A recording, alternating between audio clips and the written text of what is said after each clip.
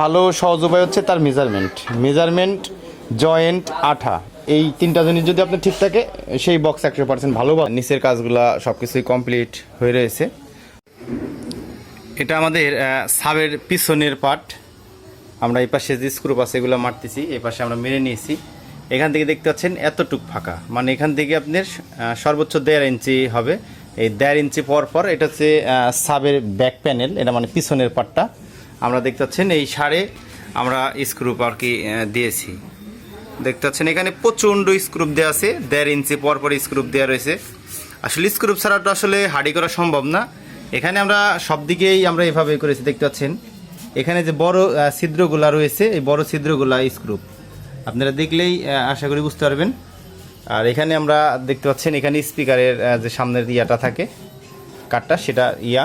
আর এই পাশে যে আমাদের স্ক্রুপ দেখতে পাচ্ছেন আমরা 1.5 ইঞ্চি পর পরে আপনার হচ্ছে স্ক্রুপ দিয়েছি। আর আমরা যে স্ক্রুপ দিয়েছি এগুলো হচ্ছে চায়না স্ক্রুপ 2 ইঞ্চি, এটা ভালো মানের চায়নাটা। এটা ছাদ এখনও একটাও কাটে নাই, প্রায় 1,500-এর কাছাকাছি, মানে 1300-1400-র মতন মারা হয়ে গেছে। এই যে সাবের যে ইয়াটা দেখতে পাচ্ছেন এগুলো আমরা আর কি সবই এখন স্ক্রুপগুলো আমরা ড্রিল মেশিন দিয়ে দিব, আশা করি দেখতে পাচ্ছেন। তো এটা মূলত হচ্ছে ফ্রন্ট সাব। আমি এটা দিয়ে চাইলে লাউডও করতে পারবো, আবার চাইলে হালকা একটু বেজও বাড়াইতে পারবো। এটা স্পিকারের সেটিংয়ের উপর নির্ভর করে। সাবের পাশাপাশি আমাদের ফুল লেন্সেরও কাজ অনেকগুলো হয়ে গেছে। দেখতে পাচ্ছেন এখানে এক পেয়ার মারা আর কি মোটামুটি কমপ্লিট করা রয়েছে, শুধু হাইয়ের কাজটা বাদ রয়েছে। আর সামনের উপরে যে পার্টটা থাকে সেটা, নিচের কাজগুলো সব কিছুই কমপ্লিট হয়ে রয়েছে। আর সাব কমপ্লিট রয়েছে, এটার মেজারমেন্ট সহ আপনাদের একটা রিভিউ দেব। আমাদের দেখতে পাচ্ছেন আমাদের আরেক পেয়ার মাল বাইরে রয়েছে, এটা আর কি কাজ এখন শুরু করব। আপনারা সবাই জানেন আমি দোকানদার মানুষ, নিজের কাজের ফাঁকে ফাঁকে নিজের জন্য আর কি বডি তৈরি করা।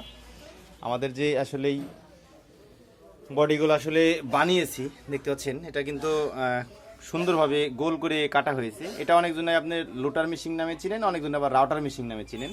তো আমাদের এইগুলা আমার নিজের জন্যই কাটা হয়েছে। আর যেগুলো আপনি হচ্ছে নেট দেখতে পাচ্ছেন, এই নেটগুলা এর আগেও আমরা রিভিউতে দিয়েছি, মোটামুটি কোয়ালিটি রয়েছে, একদম হাই কোয়ালিটি না, মিডিয়াম কোয়ালিটি।